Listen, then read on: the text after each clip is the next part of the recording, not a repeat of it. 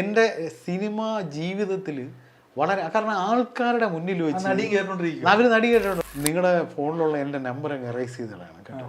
കാരണം നാളെ നിങ്ങൾ ആർക്കെങ്കിലും കൊടുത്തു പോകും, പിന്നെ എനിക്കതൊരു ശല്യമാകും.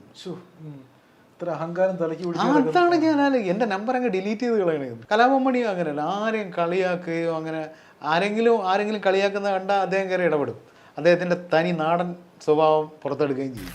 ഒരുപാട് സിനിമയുടെ ഭാഗമായിട്ടുണ്ട്. അതെ, മനസ്സിൽ തോന്നിയ ഒരു വിഷമം എന്തെങ്കിലും സിനിമ തിക്താനുഭവങ്ങൾ എന്തെങ്കിലും ഉണ്ടായിട്ടുണ്ടോ? തിക്താനുഭവം ഉണ്ടായതെന്ന് പറഞ്ഞാൽ എനിക്ക് ചന്താമാമ എന്ന് പറയുന്ന ഒരു മുരളി കൃഷ്ണൻ എന്ന് പറയുന്ന ഫാസിലിൻ്റെ കുഞ്ചാക്കോ നായകനായ പടം. അപ്പോൾ അന്ന് സുരേഖ എന്ന് പറയുന്ന ഒരു നടിയാണ് അതിൽ അഭിനയിച്ചത്. അവർ വളരെ ചെറിയ പടത്തിൽ തമിഴിൽ ആഹ എന്നൊരു പടം ഇത്രയും അവർ ആ പടം അഭിനയിച്ചിട്ടുള്ളൂ.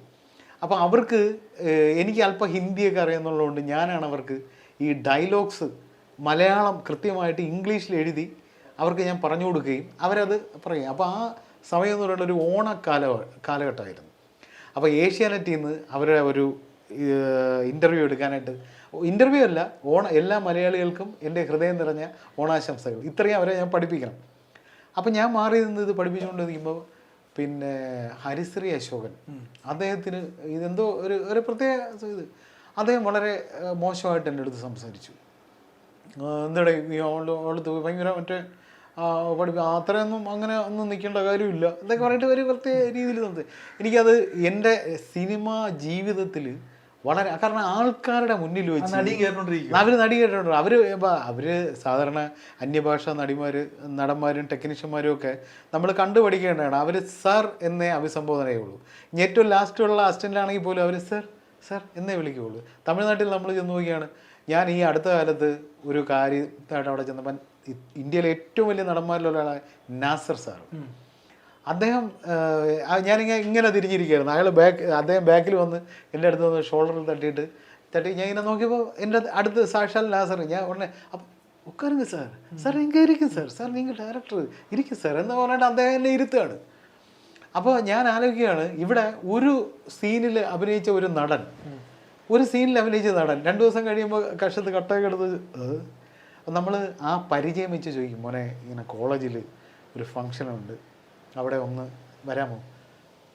ഞാൻ 50 ആണ് വാങ്ങുന്നത്, 50K ആണ് ഞാൻ വാങ്ങുന്നത്. ഒരു സീനിലൊക്കെ അഭിനയിക്കുന്നവരാണ് അവിടെ. അതാണ് നമ്മൾ അന്യഭാഷയിലുള്ള നടന്മാരെയും ഇവിടെ ഉള്ളവരുടെയും വ്യത്യാസം.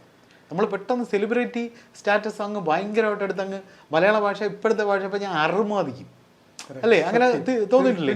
ഉദ്ഘാടനത്തിന് ചെന്ന് വിളിച്ചു പോകണം, ഈ ഒരു രക്ഷയില്ല.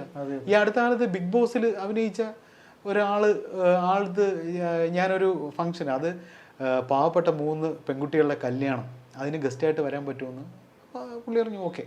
അപ്പോൾ എനിക്ക് പുള്ളിയുടെ നമ്പർ എൻ്റെ ഫോണിൽ കിടക്കുകയാണ്. അപ്പോൾ പുള്ളി എന്നെ ഫോൺ വിളിച്ച് പറയല്ലേ, നിങ്ങളുടെ ഫോണിലുള്ള എൻ്റെ നമ്പർ അങ്ങ് എറേസ് ചെയ്തതാണ് കേട്ടോ. കാരണം നാളെ നിങ്ങൾ ആർക്കെങ്കിലും കൊടുത്തു പോകും, പിന്നെ എനിക്കതൊരു ശല്യമാകും. അഹങ്കാരം തലക്കി അതാണ് ഞാൻ എൻ്റെ നമ്പർ അങ്ങ് ഡിലീറ്റ് ചെയ്ത് കളയണത്.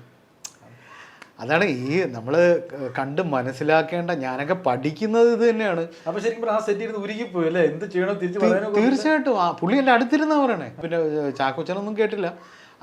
അന്ന് മൊബൈൽ ഫോൺ ഇറങ്ങിയ ഒരു സമയമായിരുന്നു. ചാക്കോച്ചൻ്റെ കയ്യിലുള്ള സിമൻസ് എന്ന് പറയുന്ന ഒരു കമ്പനിയുടെ ഒരു ഫോൺ. അപ്പോൾ അദ്ദേഹം എൻ്റെ കയ്യിലാണ് ഈ ഷോർട്ട് സമയത്ത് ആ ഫോൺ തന്നിരിക്കുന്നത്. അപ്പം ഞാൻ ആ ഫോണൊക്കെ വിളിച്ച് വലിയ സെറ്റിലേക്ക് ഇരിക്കും. എപ്പോഴും ഇങ്ങനെ വന്ന് എന്നെ ടോർച്ചർ ചെയ്യും പോലെ ഒരു സംസാരം. പഠിപ്പിക്കാനും തോന്നില്ല, ഇവിടുന്ന് പോയാൽ മതി. എനിക്ക് ഭീകരമായിട്ട് ഞാൻ എൻ്റെ കണ്ണൊക്കെ നിറഞ്ഞുപോയി. അപ്പോൾ ഇദ്ദേഹം നമ്മുടെ ഈ മുരളീകൃഷ്ണൻ എന്ന് പറയുന്ന സംവിധായകൻ, സുന്ദര കില്ലാടിയൊക്കെ സംവിധാനം അസാധ്യം മലയാളത്തിന് നഷ്ടപ്പെട്ടു പോയൊരു സംവിധായകനാണ്. ചില പേഴ്സണൽ കാര്യങ്ങൾ കൊണ്ട് അദ്ദേഹം സിനിമയിൽ നിന്ന് മാറിയെന്നാണ്. അദ്ദേഹം വന്ന് ഇദ്ദേഹത്തോട് പറഞ്ഞു, ഹരിശേഷനോട് പറഞ്ഞു, എൻ്റെ കൂടെ നിൽക്കുന്ന ഏതെങ്കിലും പയ്യന്മാരെ ആവശ്യമില്ലാതെ സംസാരിക്കരുത്, ഈ സെറ്റിൽ അതൊന്നും പാടില്ല, നിങ്ങൾ വലിയ ഹരിശേഷനായിരിക്കുക എന്നൊക്കെ പറഞ്ഞു. ഇത് കാണിക്കുമ്പോൾ നമ്മൾ വെള്ളിത്തിര കാണുമ്പോഴത്തേന് ഭയങ്കരമായിട്ടുള്ള ആൾക്കാർ, പുറത്ത് കാണുന്ന വേറെ രൂപം അല്ല. തീർച്ചയായിട്ടും നമ്മൾ മനസ്സിലാക്കേണ്ടത് ഇവരാരും വായിൽ സ്വർണ്ണക്കരണ്ടിയായിട്ട് സിനിമയിൽ വന്നവരല്ല, കഷ്ടപ്പെട്ട് സിനിമയിൽ വന്നവരാണ്. ഞാനും അദ്ദേഹത്തെ പോലെ സ്റ്റേജിൽ നിന്ന് വന്ന ആളാണ്. അത് ഞാൻ അദ്ദേഹത്തോട് പറഞ്ഞിട്ടുണ്ട്. പക്ഷെ അവിടെയാണ് നമ്മൾ കലാഭവൻ മണിയൊക്കെ കണ്ടുപിടിക്കേണ്ടത്, ജഗതി ശ്രീകുമാറിനെ കണ്ടുപിടിക്കേണ്ടത്. ഒരു ആർട്ടിസ്റ്റിനെ അല്ലെങ്കിൽ ഒരു സഹപ്രവർത്തകനെ സെറ്റിൽ ഹറാസ് ചെയ്യുകയോ മറ്റുള്ളവരെ മുമ്പിൽ വെച്ച് പിന്നെ കളിയാക്കുകയോ ഒന്നുമില്ല. ആലോചിച്ച് പോകണം, അവരൊക്കെ എന്ത് സീനിയർ ആൾക്കാരാണ്. കലാഭവൻ മണി അങ്ങനെയല്ല, ആരെയും കളിയാക്കുകയോ അങ്ങനെ ആരെങ്കിലും കളിയാക്കുന്ന കണ്ടാൽ അദ്ദേഹം കയറി ഇടപെടും. അദ്ദേഹത്തിൻ്റെ തനി നാടൻ സ്വഭാവം പുറത്തെടുക്കുകയും ചെയ്യും.